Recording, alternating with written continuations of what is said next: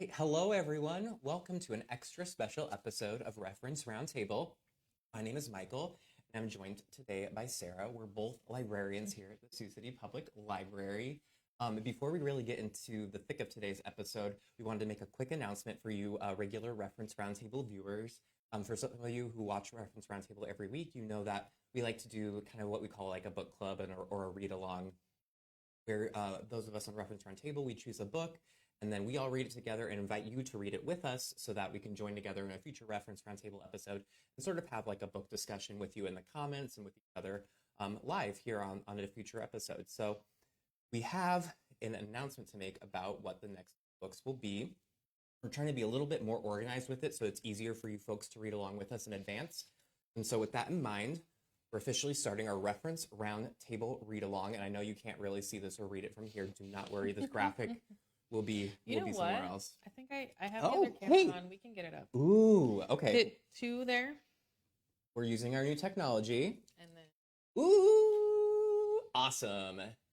Yay, we're still learning how to use all these new cameras. It's so nice. We forget we have this like right at our fingertips. Right. Yeah, it's possible. So there's a nice look at it for you.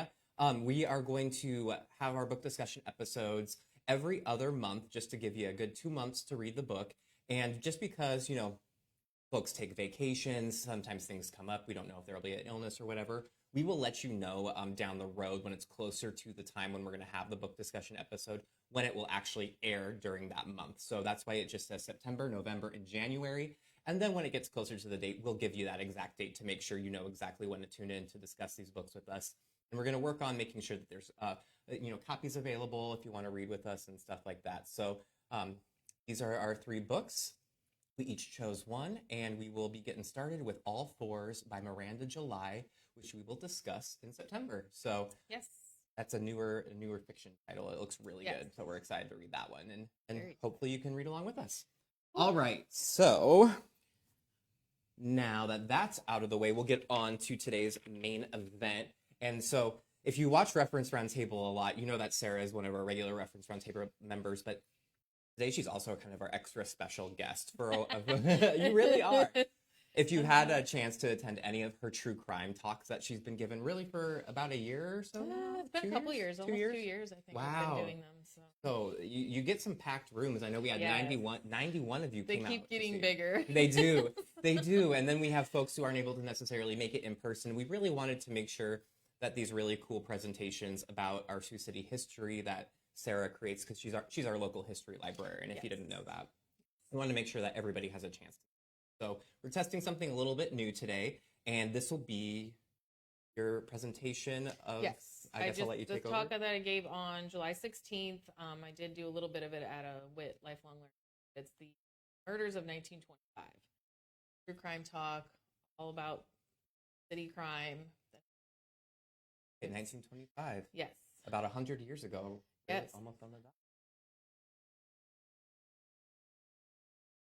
It's pretty interesting stuff. Yeah. So. And I haven't seen this presentation yet at all. Yes. So I am going to be hearing all this information for the first time. So I will be reacting along with you. As always on Reference Roundtable, we're watching the comments. So if you want to chime in and or ask any questions, please do so in the comments. I'll be monitoring those. So hopefully I'll be able to keep up with that. Otherwise, we'll also be showing the presentation on screen as well. Yes, I have a little PowerPoint to go along with it. And I usually, when I'm doing talk live, I'll pause at the end of each case and then kind of take some different things. So, all right. Well, shall we get into it? Yes. Let's do it. Okay. So cue up the. All Perfect. right. Right. Have it. The Sioux City True Crime, the Murders of 1925. So like Michael said, I'm the local history librarian. I started, these true crime talks emerged as first displays, and I still do a local history display every few months. It changes out, and I was not surprised as a true crime enthusiast myself that the crime displays would garner the most attention. So these talks kind of emerged as a spin-off of the displays, and now I've kind of been doing talks and displays that correlate with each other. So if you haven't had a chance to look at the display yet either, these cases are all featured at our downtown library upstairs on the display as well. So after my presentation today, if you want to learn more, I have all of the content that I use in my PowerPoints and everything on display right now, so you can go down and dig in even deeper. So I like to say I don't think it's a secret that Sioux City has a somewhat dark crime-filled history. It's pretty common knowledge that we're known as Little Chicago decades ago. But I have, in the last couple decades, even the last few years, have seen and heard a lot of comments on social media in person that Sioux City's crime is getting really bad. But I think after you hear about these crimes, you may. So, just for some context, the Sioux City Journal published an article at the end of last year citing the spike in homicides for 2023, which peaked at 7, noting that this was just short of an all-time high of 8 in 2020. And today, I will be recounting 10 murders that occurred 99 years, 25. Oh. So that makes it one of the deadliest years on record. So pretty interesting stuff. I do want to give a brief content warning before we dive in, just because I know crime is very fascinating to most people, but of course, murder and homicide is very tragic. I try to do my best not to put in unnecessary graphic details, but sometimes it's necessary to discuss with the case. I know everyone has different levels of sensitivity as well, so I won't be offended if you can't listen. There are 2 infants involved in the cases tonight as well, which I know some people have a harder time hearing about. So just be warned that those will pop up. So otherwise, yeah, like I said, I'll pause at the end of each case and we'll get started. Okay. Are you ready? Yeah, let's dive in. Okay. So I'm starting off with the articles that led me down this rabbit hole of 1925. So I came across articles. The first was published in January of 1926, and it mentions that despite the excessive number of individuals slain, at the time, only 1 conviction had been carried out for that whole year. And the second article was published in September of 1945, and it still described 1925 as the deadliest year ever witnessed in Sioux City. This article expands the scope of violent deaths to include suicides, auto accidents, drownings, other unfortunate incidents. Despite these various causes, the number of homicides remained the highest the city had ever experienced. The writer of the article noted that 1925 was expected to be a peaceful year, but it surpassed the levels of violence seen during both World War I and World War II when the country. So quite interesting. So I'm going to present the narratives of the cases chronologically. So we'll get started with the first case that popped up in 1995. All right, you ready? Uh-huh. On the evening of March 16th, 1925, Kent Jonas, a 12-year-old boy, was strolling through the Great Northern Rail Yard behind Knapp and Spencer Hardware when he stumbled upon the frozen, lifeless body of a baby beneath a boxcar. Upon their arrival, authorities promptly observed blood-soaked strips of cloth covering the baby girl's neck, face, and arms. Under the cloth strips, they noted that the infant had wounds to her wrists and neck. They suspected the cloth was also used to muffle her cries and potentially hinder her breathing. Additionally, the newborn was wrapped in a lady's nightdress and a bath towel, both stained with blood. Officials deduced that the infant had received proper care prior to the unfortunate incident, given that she was dressed in elaborate attire and fine silk undergarments. Unfortunately, none of the garments bore any identifying. The coroner instantly concluded that the infant had been a victim of a homicide and verified that her condition suggested that she had been placed there relatively recently. Railroad workers confirmed that they had been working in the area until about 10 p.m. the night prior and were confident that the body was not present before then. Despite the lack of physical evidence found at the location, authorities were determined to uncover the identity of the infant and the individual accountable for her tragic death.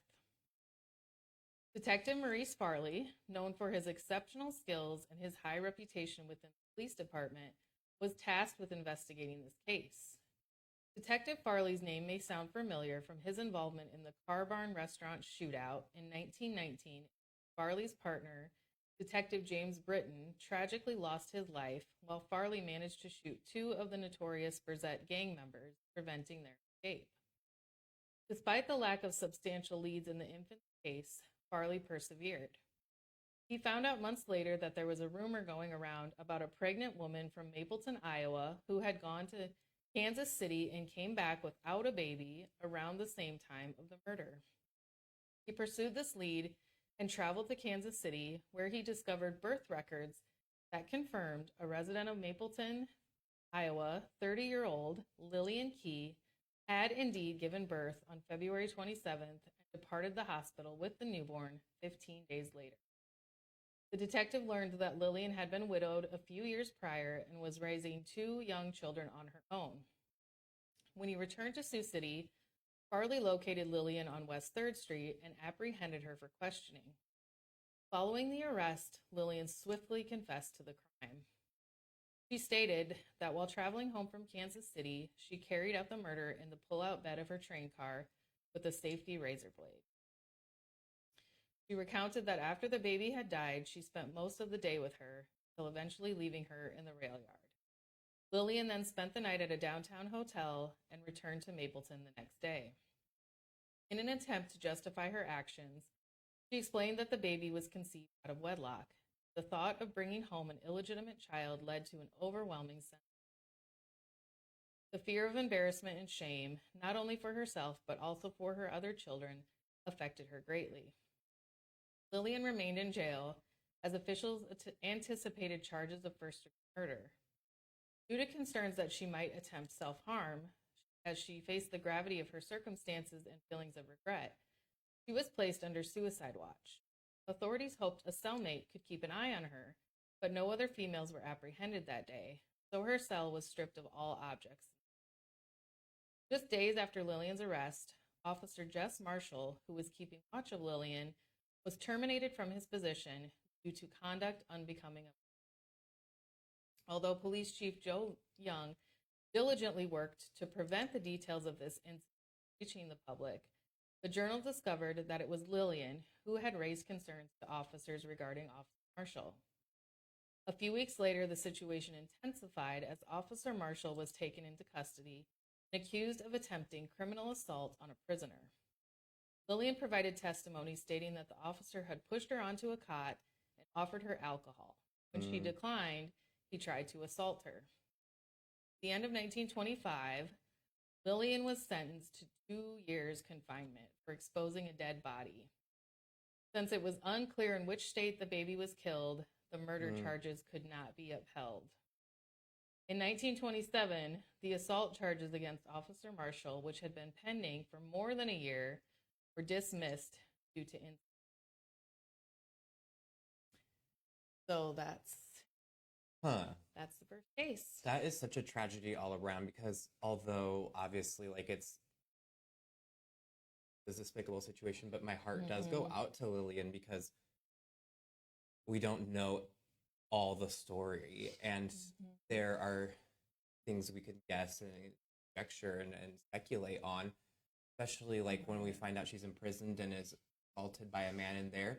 Who's to say that the baby wasn't also the product of an assault? It's just, we didn't necessarily, these subjects are still very taboo in our society, and more so in the 20s. I can only imagine she must have felt so alone, and how alone must a mother feel to be in that position, What a different time. And that to carry that out, just for that embarrassment was over. Right. So. That is, there are several perpetrators to this crime, and not all of them are Ms. Lillian, in my head at least. Right. And it's the added of I know it's what if somebody kills their mother, it's called matricide. I think it's infanticide if you child. That is such a level of it's a different even level of murder in our society too. But motherhood is not a one size fits all thing either. There are all kinds of mothers, and not every person is supported as every other person was. And it's like Lillian was slipping through cracks, and then to find that too, it's just, and to think of her, the detail from that story that really got me was she killed the baby on the train She didn't want to. That's different than like she That's killed the so baby and tragic, left it in a right. dumpster. She stayed with the body, and so As long as she thought she could. And, that breaks my yeah. heart. Wow. So, Wow. yeah. We did Just get so a. many things, a different time, and then how she only got 2 years because they couldn't determine the date. It makes me wonder, like, can you be federally prosecuted? I mean, I know the laws have all definitely changed in the last 100 years. Yeah. I think, like, if I remember from Killers of the Flower Moon, like the FBI and stuff is a decade away still. So Yeah. because I'm even thinking like taking a body across state lines has to be, I don't know. Yeah. There's a lot to unpack there. Right. It looks like in the comments, Bill Burrows mentioned that Knapp and Spencer was located on 3rd in Nebraska. So that's where the Union Island Cancer Center is now. And if you want to just kind of imagine where. That's why I like to keep kind of some of those details in, especially when people can kind of remember. For sure. Different things. Oh, all right. All right. Case. Okay. On the evening of April 15th, 1925, at approximately 8:30 p.m., 2 African-American men entered a grocery store at 300 South Wall Street. They instructed the proprietor, 38-year-old Barney Kaplan, and his wife to keep still while they raided the cash register for money. Barney wasted no time trying to remove the men from his store, engaging one of them in a physical altercation. Unfortunately, that individual was armed and fired 2 shots during the scuffle, which pierced Barney's abdomen. The bandits were unable to retrieve any of the cash or other valuables, but managed to escape the establishment unscathed.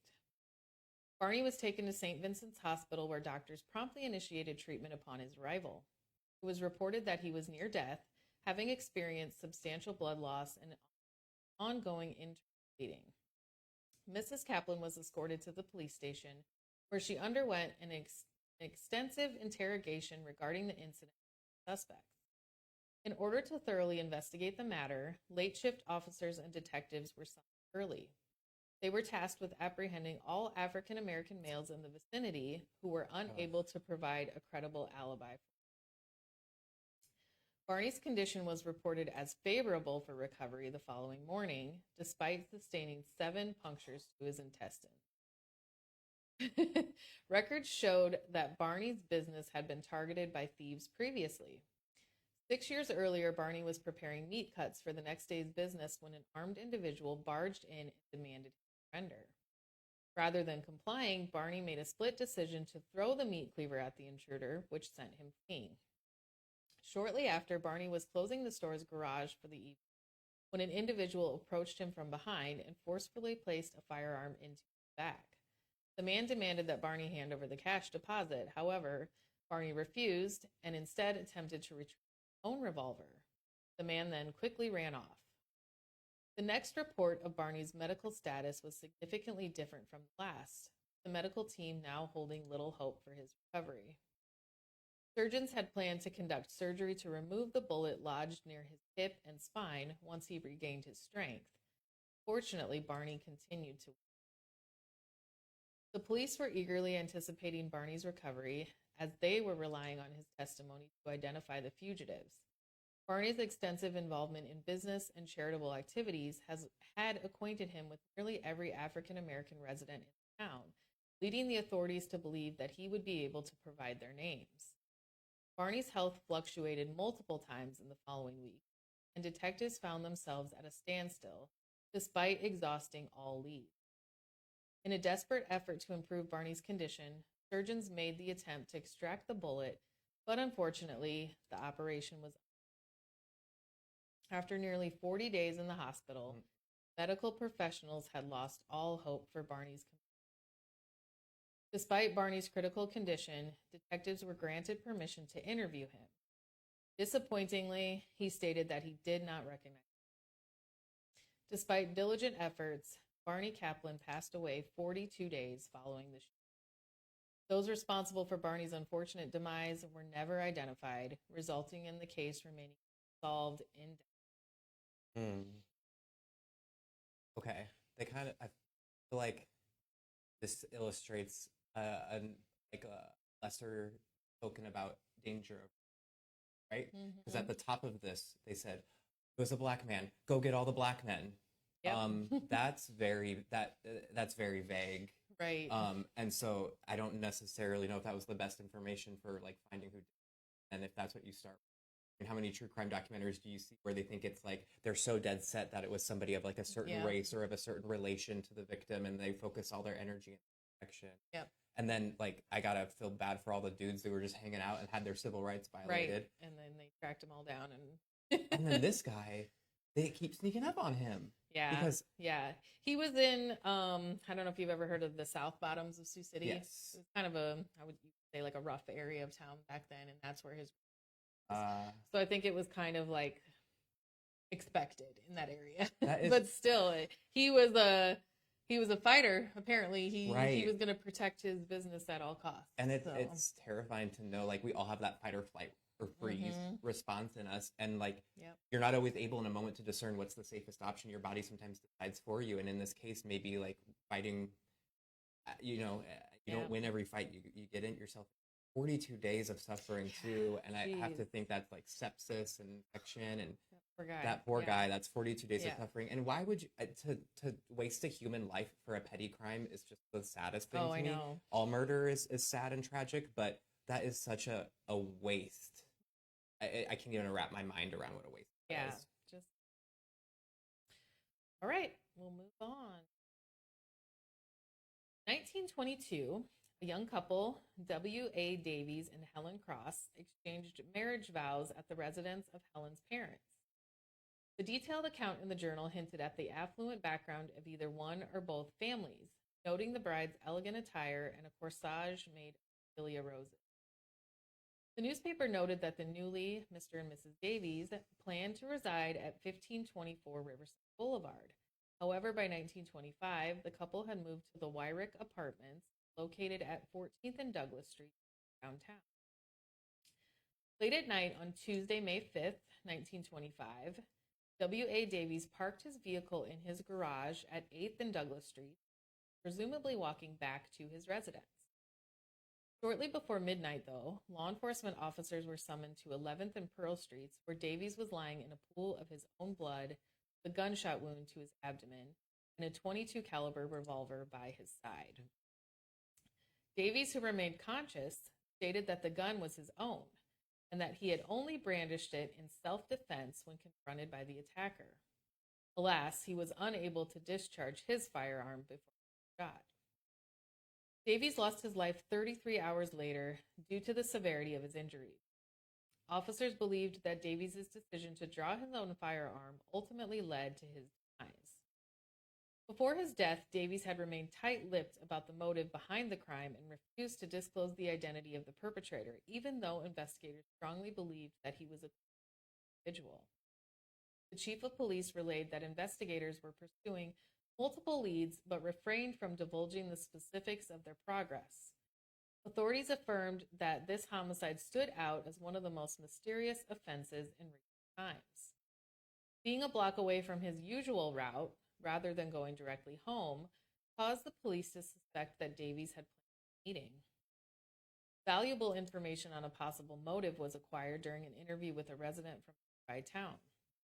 The individual revealed that Davies had uncovered the deceitful plans of a man and woman who were plotting to swindle one of Davies' friends out of a large amount of money.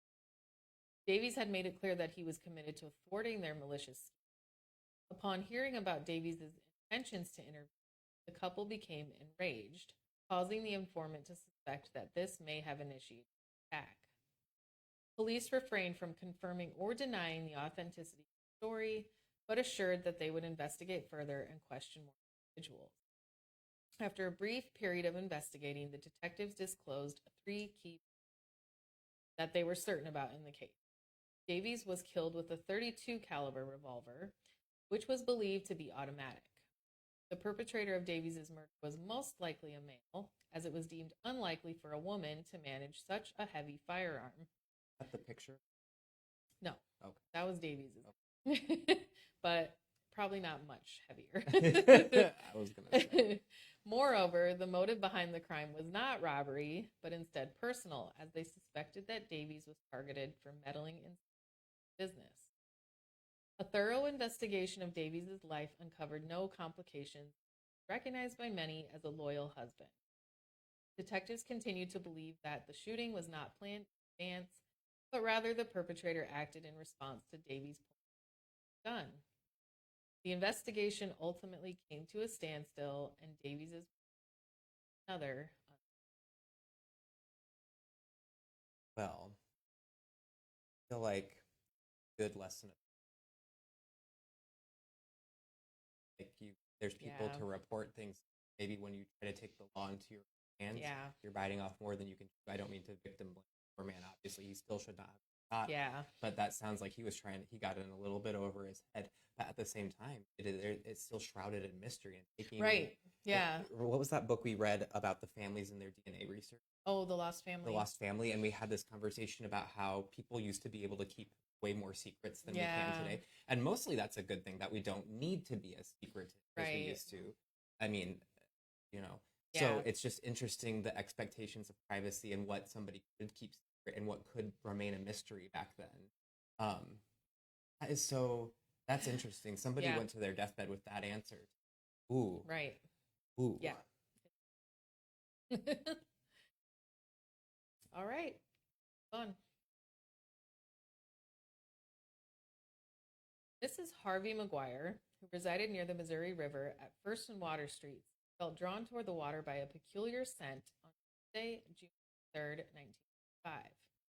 As she carefully made her way down the riverbank near the mouth of Perry Creek, she stumbled upon an unusual-looking bundle. Using a stick, she retrieved the bundle from the water. On closer inspection, she discovered that it held the decomposing remains. She immediately called the police for it. The baby boy was covered in a newspaper dated May 16th of that year and was also wrapped in a blue and white checkered house dress. His hands and feet were tightly bound. The infant's age was estimated at around 4 months old based on the condition of his gums and the lack of teeth.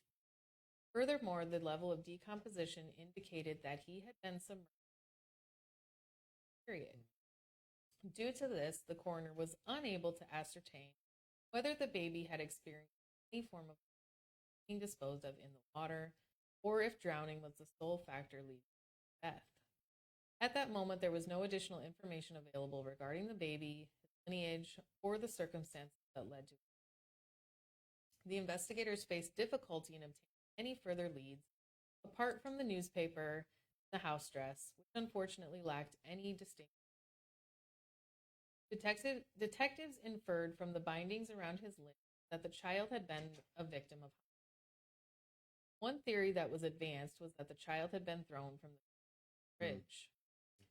Nonetheless, 36 hours into the investigation, officials were unable to gather any additional details. The young infant was buried shortly after. The case was next. I suppose, like, when the victims and the infants don't have jobs they don't have, like, a friend group that can speak to an alibi or say, oh, they were just, they haven't, they were not like the last guy who they were like, oh, maybe he got caught in a shady deal.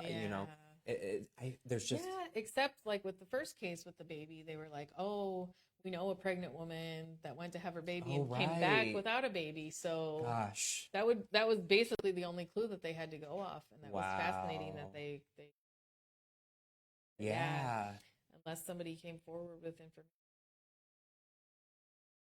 Right, and then with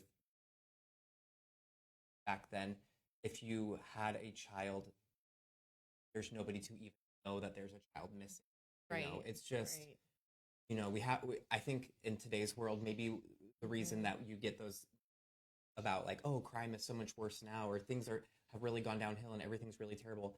Maybe it's really just because we are more able to discuss these things and more comfortable bringing them out into the open and talking about them out there more. Right. You have to like kind of like bring it into the sunlight and purge the poison a little bit. Whereas all of these crimes, they have this theme of like things done in secret and secrecy being poison. It's like, it makes me thankful for living in the time that we do. Technology. Yes. Okay. More. Okay. 10-year-old Goldie Hannafus and her brother Theodore were playing in their yard at 1300 7th Street, July 13th, 1925 around 10 in the morning. Goldie detected a putrid smell coming from the neighboring house and opted to glance at the window. Oh. Inside, she observed hundreds of flies swarming the inside of the window pane.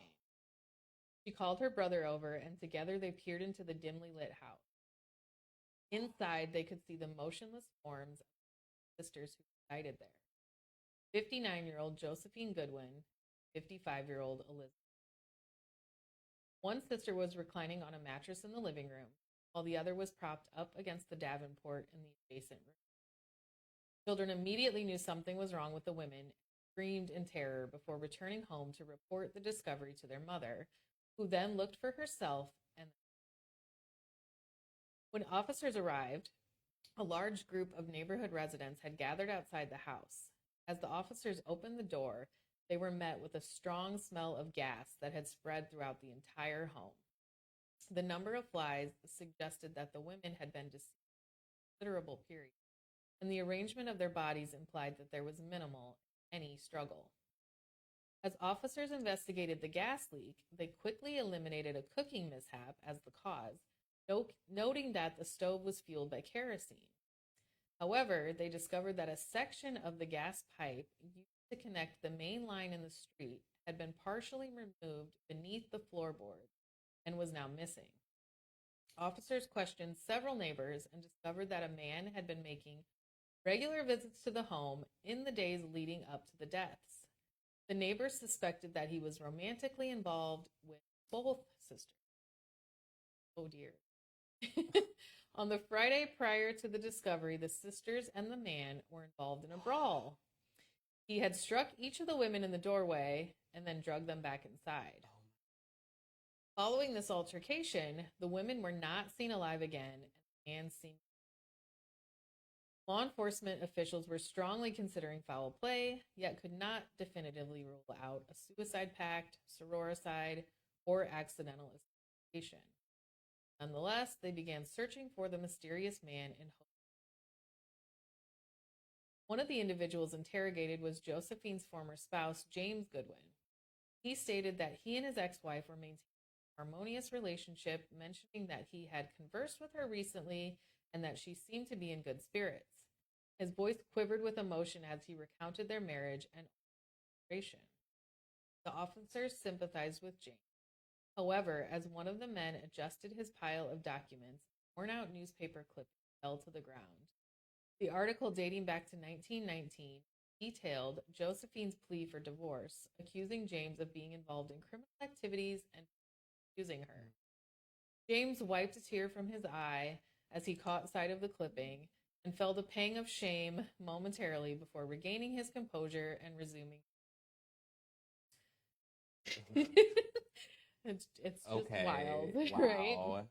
Days later, Mrs. Hannafus and another neighbor were gathering clothes from an outside line when they discovered a gas pipe hidden in the weeds about 10 feet from the rear door of the city. It was presumed to be the piece. Investigators concluded that removing the pipe would have required crawling under the floorboards through a trap door of approximately 20 square inches. Yeah, they doubted that either sister could have done this themselves, furthering their belief of the involvement of a third party. Authorities also noted that diamond rings were notably absent from the trunk where the sisters housed their jewelry. Later in the week, a man who had been camping in Stone Park alerted the police about an unkempt man who had approached him and explained that he was trying to escape the city and needed money. He then flashed 2 women's diamond rings, offering them for sale. The camper declined his offer. Then the man asked if he had read that morning's newspaper. When the camper replied in the negative, the stranger quickly turned and ran back into the woods. Realizing something was amiss, the camper visited the park caretaker's cabin to inquire about the newspaper. When he came across the article about the missing diamond rings, he immediately requested to use the phone to contact. Despite law enforcement's efforts to locate the man in the park, they were unsuccessful. However, they did note that the description provided by the camper matched that of the mystery man they were searching for. In a final attempt to gather tips from the public, the chief of police finally released the name of the man they believed to be their suspect, Arthur Archie Blanchard. 2 months later, authorities were called to a bank where Archie had made a deposit prior to the sisters' deaths. Detectives had flagged his name, expecting his return. Upon learning of his arrival, they quickly took him into custody for questioning. Archie admitted to knowing the women and being at their house just prior to their deaths, stating that they were friends, though. He said he left the city the next day by freight train to South Dakota to work in the harvest field. He acknowledged hearing about the deaths as a mere rumor, which he hadn't given much thought to. After many hours of interrogation, Archie provided a thorough account of his whereabouts.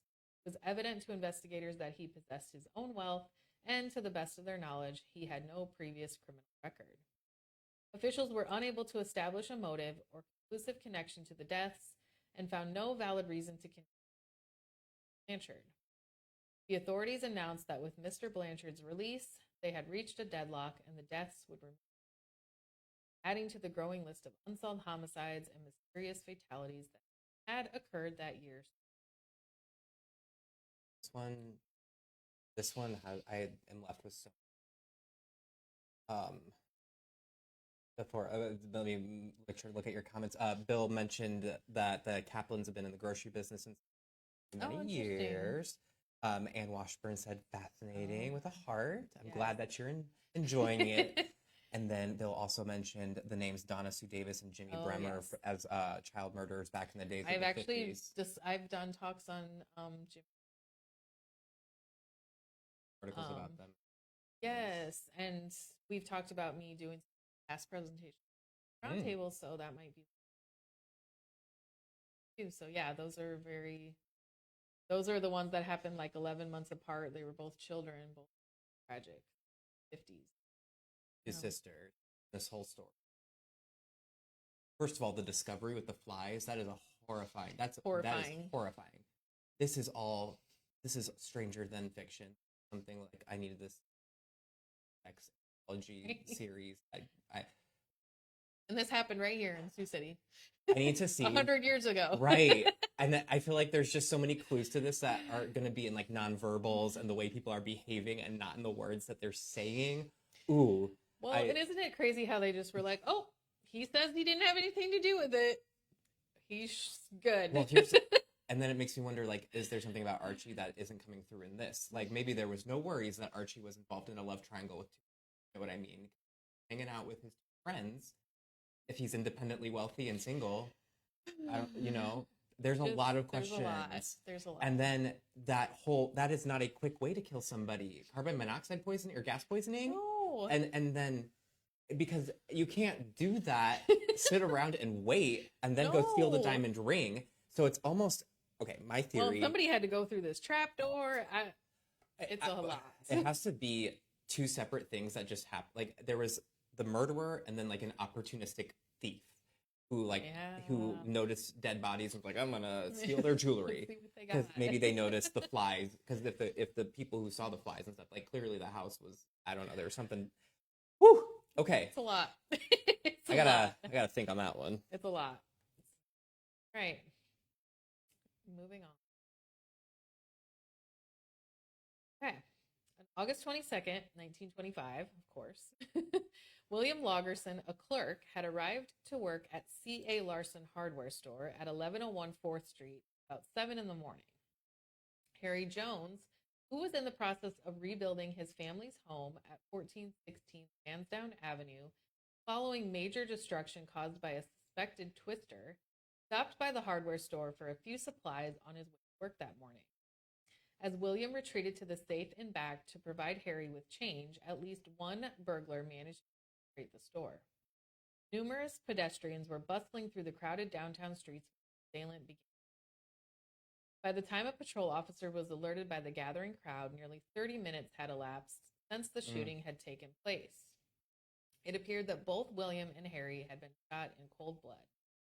William succumbed to his injuries shortly after reaching the hospital, while Harry had been struck in the throat and tragically passed away within. Two men were dedicated fathers and loving husbands with good reputations in the community. William left behind his wife, an 8-year-old son, and Harry's absence not only devastated his wife and 5 children, but also left their home incomplete and barely habitable. Investigators disclosed that the perpetrator had managed a getaway and was able to abscond $200 from the hidden safe. The bullets' size, the precision of the shots, and the lack of powder burns on the victims suggested that a rifle was utilized in the murders. These elements also hinted that the perpetrator may be a skilled marksman. Officers believed that neither William nor Harry had any prior acquaintance, given their lack of association with each other. The prevailing theory was that the two men were simply barriers to the case reached a point of controversy as efforts made by detectives had not resulted in the identification of any suspects. Some officers were suggesting that not all possible leads were pursued. Many others were questioning how the attacker managed to escape without anyone noticing a rifle in broad daylight. According to newspaper commentary, the recent surge in unsolved crimes was attracting robbers and bandits to the city. They argued that either criminals were easily getting away or they were not being sufficiently punished.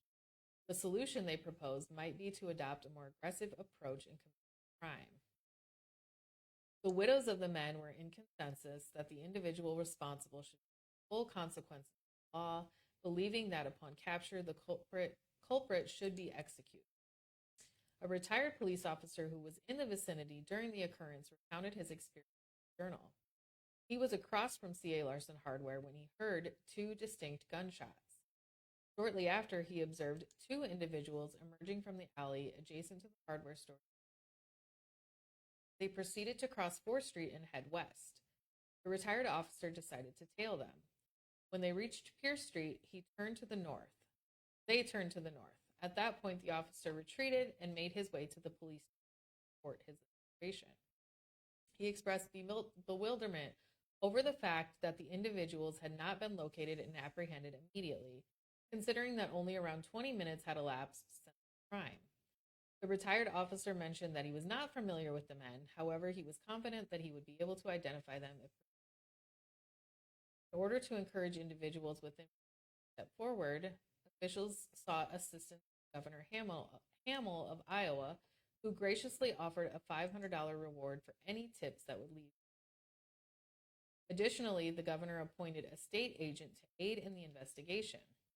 This action may have been influenced by a group of businessmen who expressed their dissatisfaction with the police department's inability and urged this. In February 1926, a man who went by the name Frank Carter was captured in Omaha after admitting to murder two individuals and others in an altercation. A closer look revealed that he was also known as Louis Clark, a man who had been paroled from an Iowa prison in 1920. Clark had been convicted of multiple crimes following a heated dispute with his employer. He was responsible for killing a cow and a horse, which deeply affected his boss's son. The son, overwhelmed with fear, accidentally shot and killed a farmhand, mistaking him for Clark. As a result, Clark was held accountable for the farmhand's death, along with the animals, resulting in a 4-year prison term. Authorities strongly believed this same man may be responsible for the double murder of William Lagerson. Their suspicion arose when they learned that Frank Carter was in Sioux City the previous fall. They also noted that the method used in the murders bore a striking resemblance to that of the hardware slit.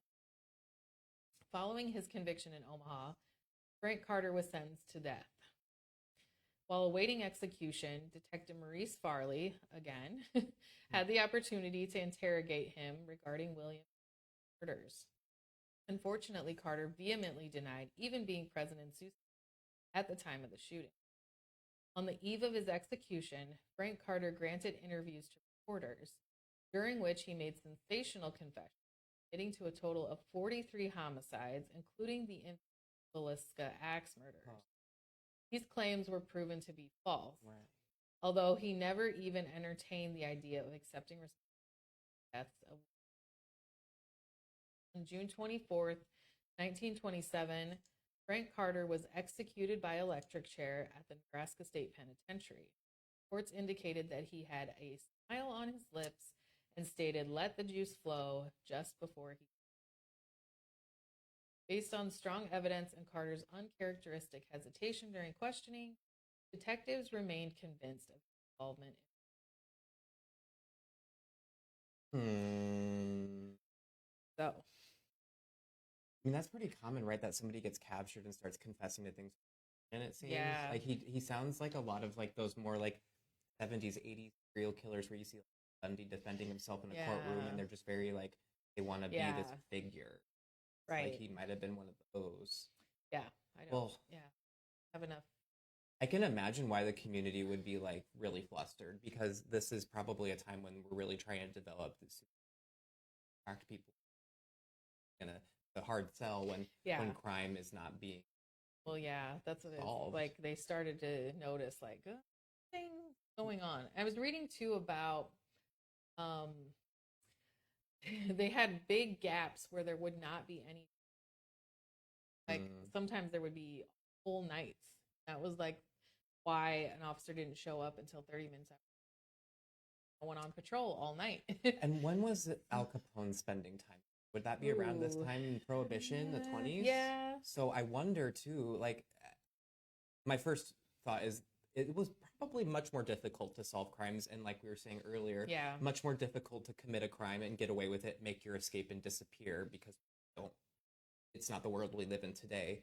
But I part of me does wonder because that 10 unsolved that and yeah, should that almost feels like perhaps maybe there was an inside man or I mean that's all this is all yeah, speculation 100 years later, right? But like if Al Capone's able to come here on his little vacations and be yeah. comfortable, perhaps like there's corruption going on That could and be too, or for you know sure. maybe there's Yeah, or just with bootlegging and bootlegging in all general, sorts of right? things going on. They were just busy.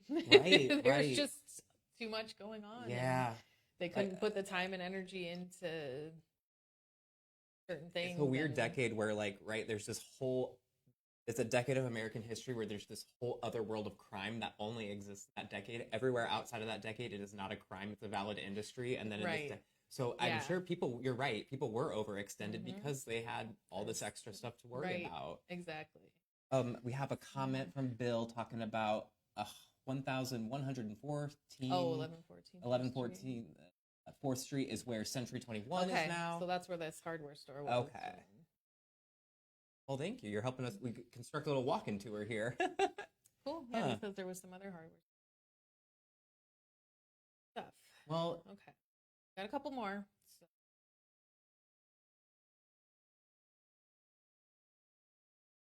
in August 1925, Clyde Nyquist, age 31, pled guilty to driving under the influence in Redfield, South Dakota. I mean, it was illegal back then. Yep, apparently, if you get caught. As a result, he was given a sentence of 40 days hard labor in the jail. He was released on Friday, September 25th, was married the next day to his bride Della, and on Sunday, September 27th, Oh. he was shot and killed. What a weekend. Okay, Della, what's up? On that day, a bystander in the vicinity of Mae Burzette Bentley's rooming house at 919 and a half 4th Street heard a gunshot. Mae was the widow of Red Burzette, leader of the Burzette gang, who was also killed in that Car Barn Yeah. restaurant shooting that I mentioned earlier. So the leader of the gang and an officer were both killed in that shootout. Wow. The bystander turned toward the source of the sound and witnessed Della Nyquist stepping onto the sidewalk and gesturing toward the upper floors of the rooming house. The witness assumed she was the victim and offered to take her to the hospital when another shot rang out and Della exclaimed, "He tried to get me, and now he shot my husband." Clyde then spilled out onto the pavement, bleeding profusely as Della desperately tried to aid her husband. Officials quickly responded to the scene, noting that Clyde had sustained 4 gunshot wounds, one of which was to his head. Not much could be done, and Clyde passed away while being transported in the. Witnesses reported seeing the shooter step over the Nyquists and put his gun in his pocket and run to Virginia Street, where he. Authorities brought the owners of the rooming house, Mae and Claude Bentley, along with Della Nyquist, to the police station for interrogation. They learned that the assailant was a man known as Blackie Owlhead, and that the trio had a disagreement in one of the rooms prior to the shooting. Less than 2 weeks after the incident, the governor of Iowa offered a $250 reward for any information that could lead to the apprehension Owlhead, in addition to the Bentleys' description of him set to be broadcast across the country. Officials discovered the man's actual name was Clyde Stone, that he was reputed to be a gambler. It was also emphasized that he was likely armed. Over the course of the next few months, several men who resembled Owlhead were held and questioned. Their real identities were. November of 1929, more than 4 years after Mr. Nyquist's murder, a man was arrested near St. Louis when an officer thought his activities warranted investigation. The man originally gave a false name as he felt the officer just didn't like the way he looked. The individual ultimately confessed to being Clyde Blackie Stone and acknowledged his awareness of the murder charges against him in the city. Although he refuted the accusation, he voluntarily agreed to accompany a detective back to Sioux City. Della had relocated to Detroit following her husband's death, but when contacted, she expressed her willingness to return to testify against him. During the trial, Owlhead sat motionless, often with his hand cupped around his ear as if he was having trouble hearing. Reporters commented that his looks were unfavorable to his defense, stating that it was no secret that he wouldn't win a male beauty contest. Wow. I had to leave that in because they actually said that in the article. 2 days into the trial, the defense team notified the court that their client was willing to plead guilty to the charge of assault with intent to commit. The court accepted the plea, and subsequently the judge sentenced Owlhead to 5 years in the Fort Madison Penitentiary. Della's testimony was no longer necessary, but in an interview with reporters, she divulged information that had never been made public.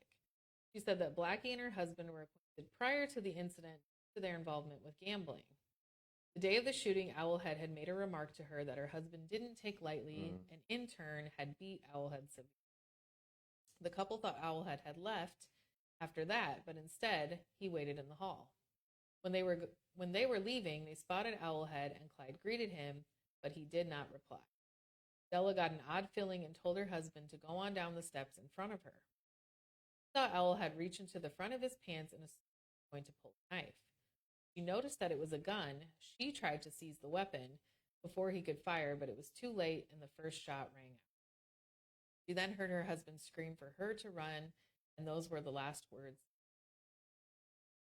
In August of 1930, the governor was still trying to settle up with the officer who captured Blackie Owlhead to receive $250. Wow. So again, gambling. That reminds me of Chicago. Alcohol. Yeah. The movie Chicago. Oh, yeah. Yeah. Bit. Yep. And these photos that you had on there, that's like exactly how I imagine people from the 1920s looking. Right. She even has her hair cropped in a bob. Yeah. It's all so. I love that they put some of the articles. They were so messy. They said before he was even convicted, right? He was still on defense, so like legally not declared guilty yet. And they said, well, even if he's not guilty, he's still ugly. Wow. Wow. They said it's no secret he won't win a beauty. It's no secret that he won't win a beauty contest.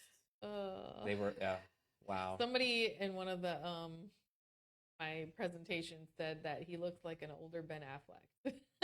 Let's go back and look at him real quick. Oh, yeah. See, and here's the thing. I don't think he looks that bad. Yeah, no. I think they look, the three of them look like they belong in the same room. I would like to know the origin of the Owlhead thing. Maybe he had big eyes, and people were like, why are you looking at me? Big eyes. I don't know. It seems like he was a pest to me. Like he wasn't a good guy. a beloved community figure. Yeah. So. Wow. All right, we got one last one. Oh, okay. Ready? Uh-huh. Right. On October 6th, 1925, at about 9:00 p.m., 39-year-old Louis Sterling had just locked up his grocery store at 823 Riverside Boulevard. Look, that person is 39 years old in this photo? Yep. Well, I don't know if that's how old he was in the photo. But in 1920, this could be okay. Good for you, Louis Sterling, okay. if that's true.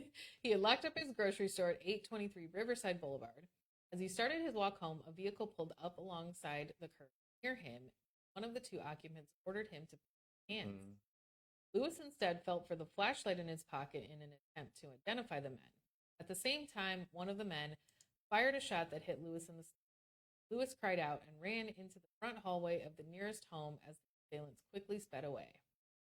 The resident summoned police, and Lewis was transported to St. Joseph Hospital, where an operation was performed on his life. Attending physicians saw improvements in Lewis's condition following the surgery, but unfortunately, just 5 days after the shooting, the condition worsened and becoming the 10th murder victim. Detectives have been unable to question Lewis or obtain his description of the bandits before passing, though they were soon made aware of a similar incident that had taken place the day before Lewis.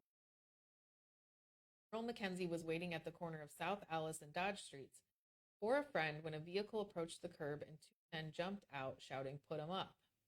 He had $65 in cash that he did not want to surrender, so he ran. One of the bandits fired a shot, but luckily the bullet only grazed past Earl's head.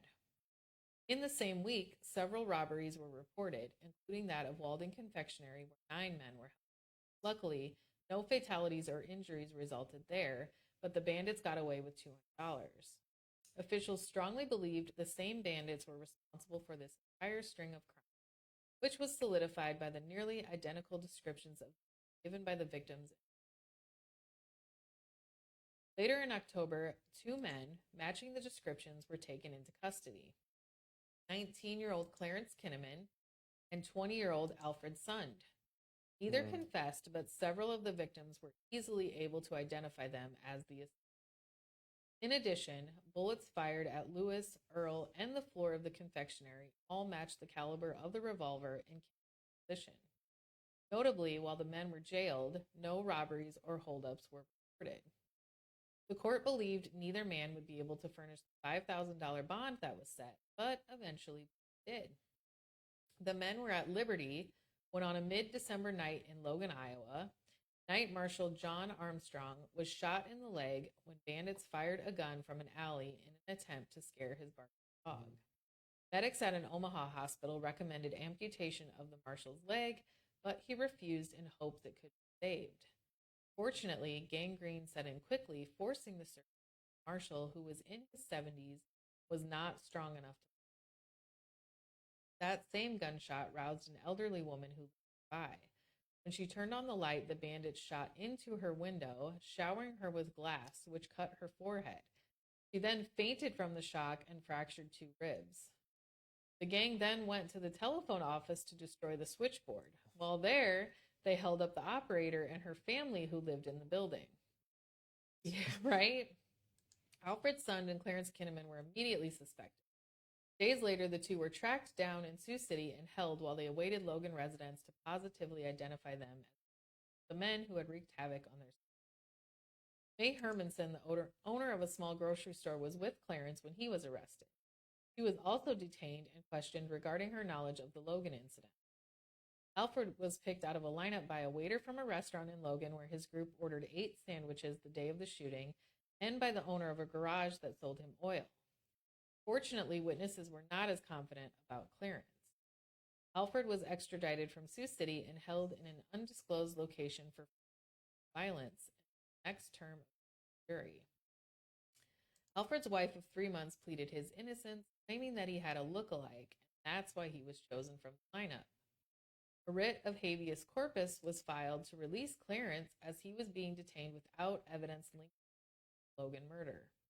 The judge denied his release and increased the bail amount on the original charges for both Alfred and Clarence from $5,000 to $15,000.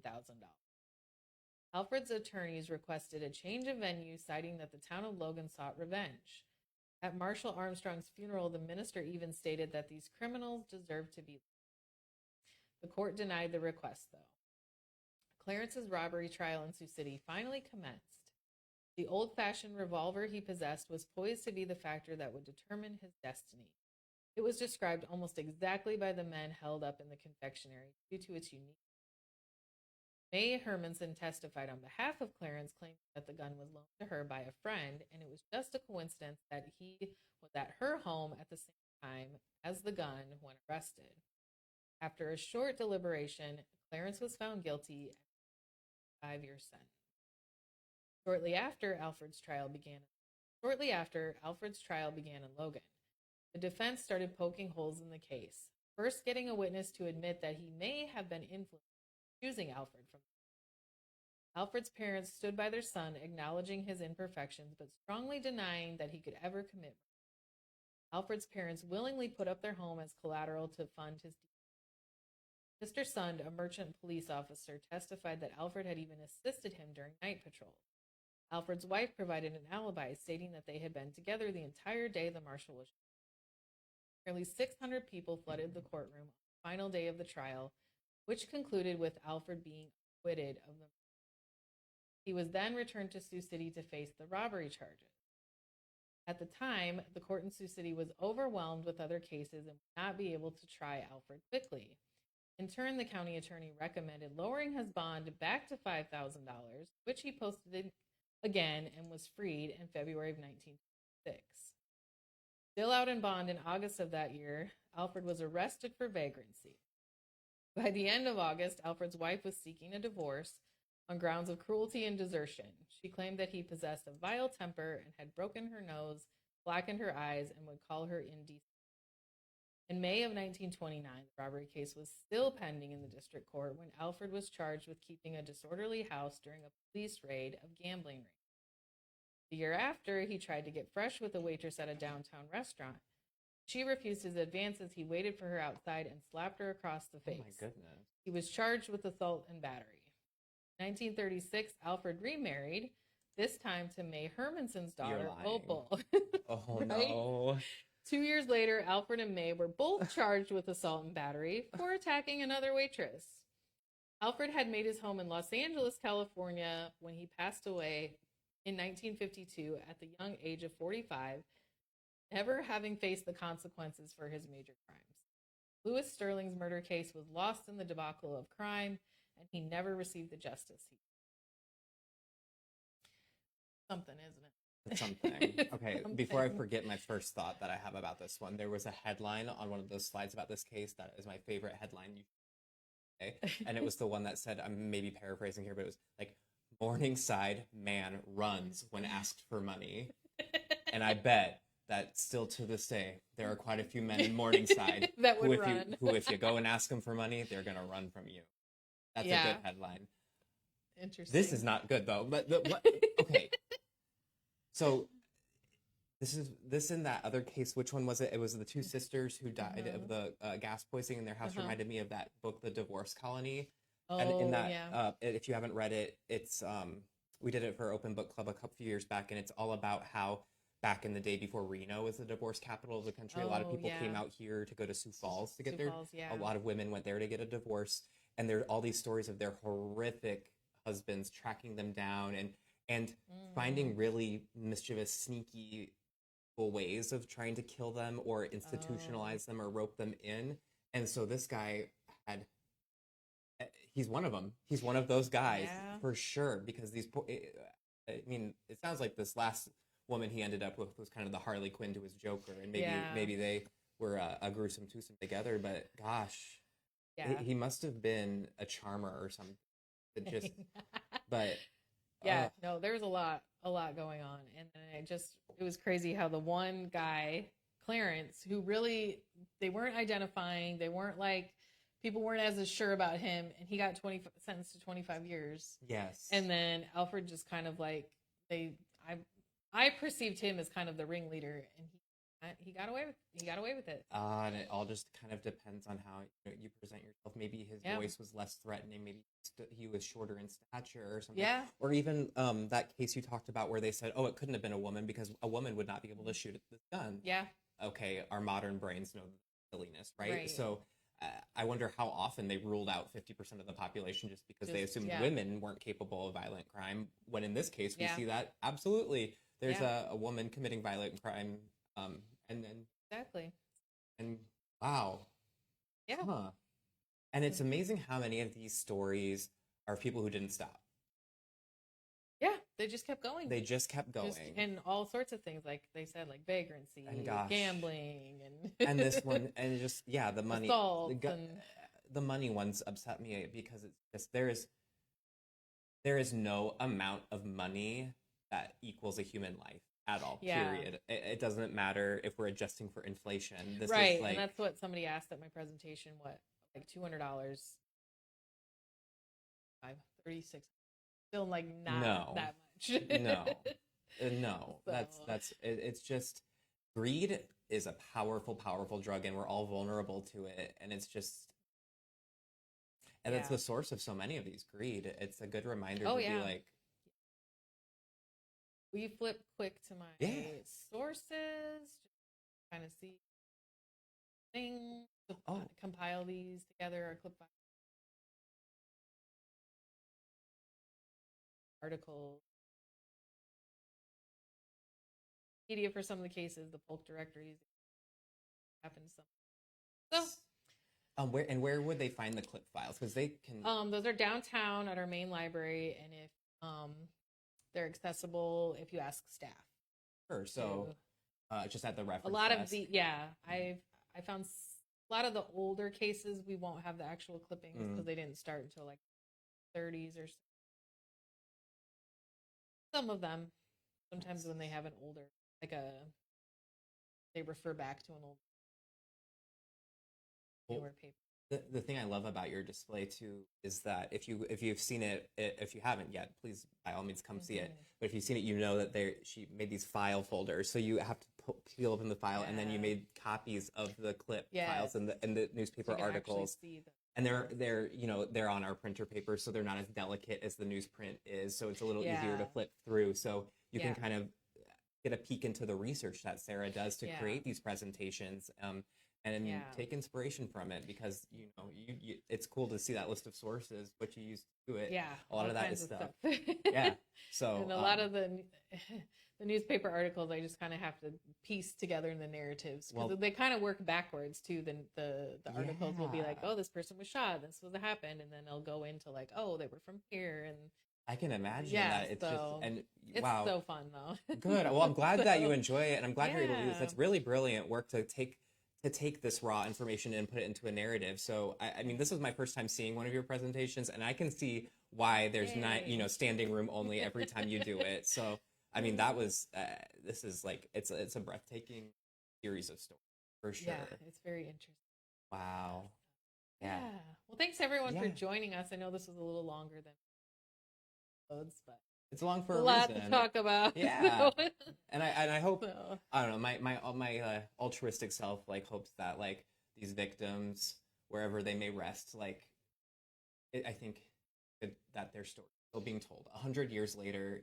Their memory is not gone. So that's the cool thing about history. Crime will never pay, right? The truth comes to light.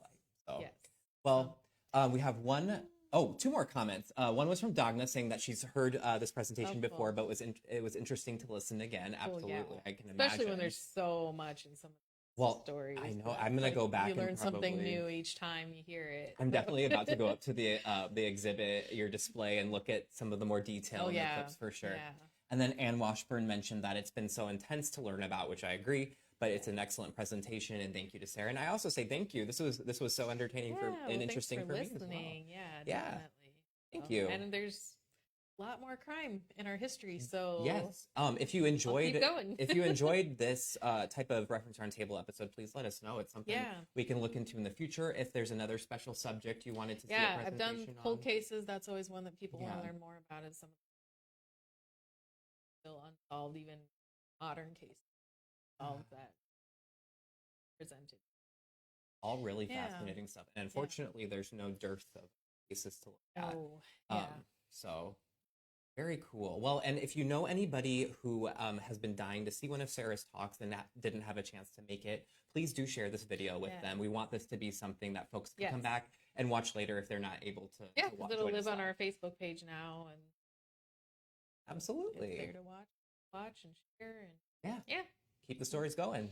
Well, we will be back next Thursday, and we'll have probably it's going to be our first episode of August. We'll switch over to August halfway through next week. We'll see what we have for you.